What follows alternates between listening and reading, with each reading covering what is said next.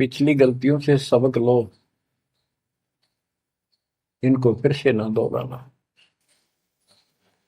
जैसे आपको बताया है कि कबीर भगवान है, ये सारी सृष्टि के रचने वाले हैं, ये हमारे पिता, हमारे जनक है, हमारे कष्टों को दूर करने वाले संकट मोचन यही है। लेकिन हम इनको छोड़कर अन्य उपासना करते रहे हैं। जैसे गीता अध्याय 16 श्लोक 23 और 24 में स्पष्ट कर दिया है कि शास्त्र विधि को त्याग कर जो अपनी मर्जी से इच्छा से मनमाना आचरण करते, मनमानी साधनाएं करते हैं जो शास्त्रों में प्रमाणित नहीं है, उनको न तो कोई सुख हो, न कोई सिद्धि प्राप्त हो, कार्य सिद्ध हो जिससे, और न उनकी गति यानी मोक्ष हो। तो भक्ति करते इसी के लिए है। ये तीनों नहीं हुए तो उस भक्ति का फायदा क्या, लड़े ढोने वाली बात। तो बच्चों, आपको बताया सभी वेदों और ग्रंथों से सिद्ध कर दिया कि कबीर भगवान है। वेदों को तो पूरा विश्व मानता है और हिंदू समाज तो इस पे कुर्बान है। उसके बाद दूसरा नंबर गीता, वेदों से भी प्रथम आ चुकी है वर्तमान में, क्योंकि इसमें ज्ञान बिल्कुल संक्षिप्त में और बहुत तिरपाई सीरीज में, तो इसलिए इनमें सबसे आपको प्रमाणित कर दिया कि कौन सी भक्ति करनी है, कौन सी ना करनी है। गीता अध्याय श्लोक 23 में, तो 16 के 23 में तो बता ही दिया कि शास्त्र विधि को त्याग कर मनमाना करते हैं, उनको कोई यूज नहीं। 24 में कहा कि इससे तेरे लिए अर्जुन शास्त्र ही प्रमाण है, कर्तव्य जो साधना करने योग्य है और अकर्तव्य जो ना करने वाली है, इन्हीं के आधार से करो। गीता अध्याय 9 श्लोक 25 में कहा कि भूत पूजने वाले भूतों को प्राप्त होंगे, पितर पूजने वाले पितरों को प्राप्त होंगे, देवताओं की भक्ति करने वाले देवताओं को प्राप्त होंगे, और मेरी भक्ति करने वाला मुझे प्राप्त होगा। अपनी साधना का पूरी गीता में 8वें अध्याय के 13वें श्लोक में एक मंत्र बताया है, ओम इति एक अक्षर, ओम इति एक अक्षर व्यवहारण माम मम ब्रह्म अनुसमरण। ओम इति एक अक्षर मम मम ब्रह्म यह प्रयाति तजन देव से याति प्रभाव। मुझ ब्रह्म का केवल एक ही मंत्र है जिसका जाप करना अंतिम सांस तक जो इसकी साधना करता है वो मेरे से, इस ओम से प्राप्त होने वाली गति को प्राप्त होता है। वो गति कौन सी है, इसके लिए आपको, क्योंकि ये एक लेक्चर है, पीरियड है जो दास आपको दे रहा है, और इसमें टीचर पहले दिन से लेकर 1 साल तक यह पढ़ावा है, तब जाकर के बच्चों के दिल में स्वभावत है। 100 बार पढ़ा ले तो भी पढ़नी पड़ती है, तभी उसके ऊपर विश्वास उतर जाता है, वो हृदय में जम जाती है। श्री देवी भागवत के 6ठे स्कंद में हिमालय राजा को देवी, वो देवी का परम भगत था, कुछ बातें नहीं हो रही थी, तो उसने कहा मुझे मोक्ष दो। धन तो बहुत दे दिया आपने, तो उसने कहा मोक्ष, ये झूठ बोले न, ज्ञान तो है नहीं, और उस भक्ति का ज्ञान इनको, क्योंकि उन्होंने वो खत्म कर दिया जो मूल ज्ञान था, सूक्ष्म वेद का वो पार्ट हिस्सा। तो इसने कहा कि ओम का जाप कर। राजा हिमालय से श्री देवी ने कहा, दुर्गा ने, ओम का जाप कर और सब बात छोड़ दे, वो ब्रह्म दिव्य आकाश रूपी ब्रह्म लोक में रहता, उस ब्रह्म को प्राप्त हो जाओगे, तुम्हारा कल्याण हो। गीता अध्याय 8 श्लोक 16 में बताया है कि ब्रह्म लोक में गए वे भी सब पुनरावृत्ति में है। गीता चारों वेदों का सारांश है, ये वेद है। जितना इसमें वेदों वाला ज्ञान है वो सत्य है, कुछ काल ने अपना मिलावटी किया है, वो अलग दिखाई देता है। वो केवल युद्ध कराने के लिए अटकलबाजी इसने की है, और बीच में अपना तड़का भी लगाया है। वो साफ निर्णय हो गया, क्योंकि सूक्ष्म वेद सब कुछ है, उससे सभी छट गया अलग अलग से, ये गलत है ये ठीक है। तो ब्रह्मलोक में गए हुए भी पुनरावृत्ति में पुनर्जन्म होता है। गीता अध्याय 4 श्लोक 5 में इसने स्पष्ट कर दिया, अर्जुन तेरे मेरे बहुत जन्म हो चुके हैं, तू नहीं जानता नहीं है। गीता अध्याय 2 श्लोक 12 में यही 10 के 2 में बताया कि मेरी उत्पत्ति तो हुई है, लेकिन ये ऋषि देवता नहीं जानते, क्योंकि ये मेरे से उत्पन्न हुए।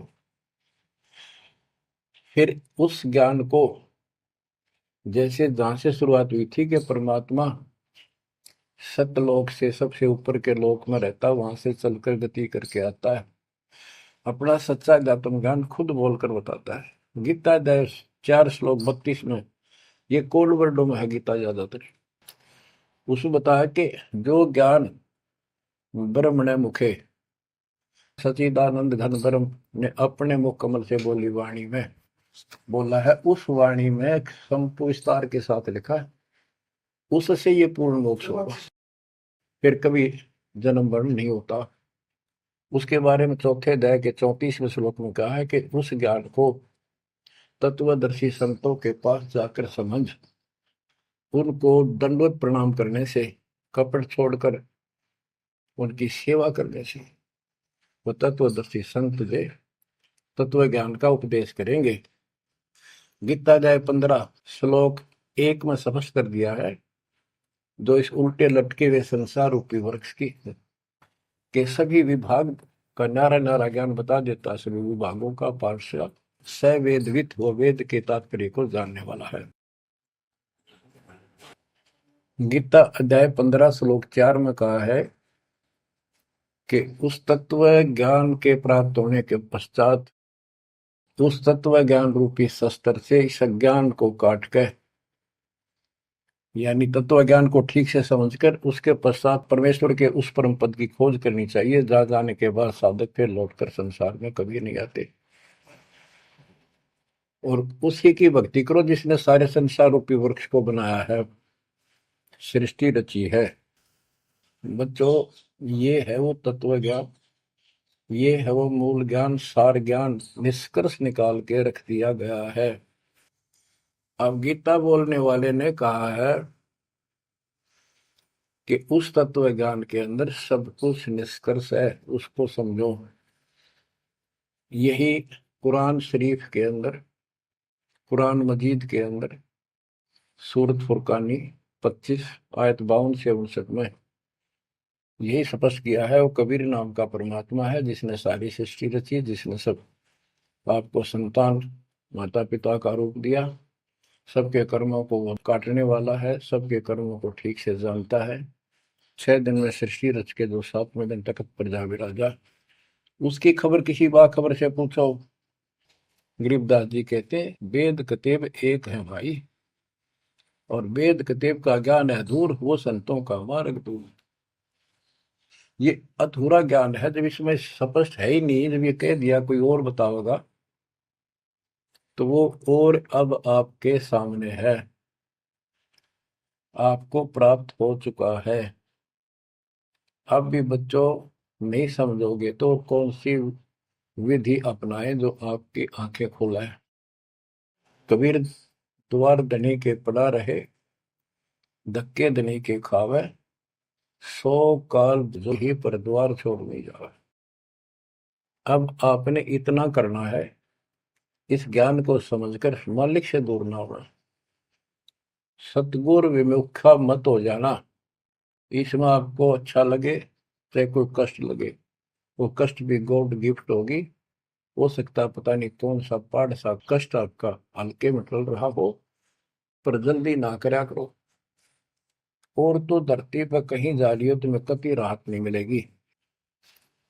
तो बच्चों, मानत ना मन मोरा साधो, मानत ना मन मोरा रे, बार बार मैं ये समझाऊं जग में जीवन थोड़ा रे, बार बार मैं ये समझाऊं जग में जीवन थोड़ा।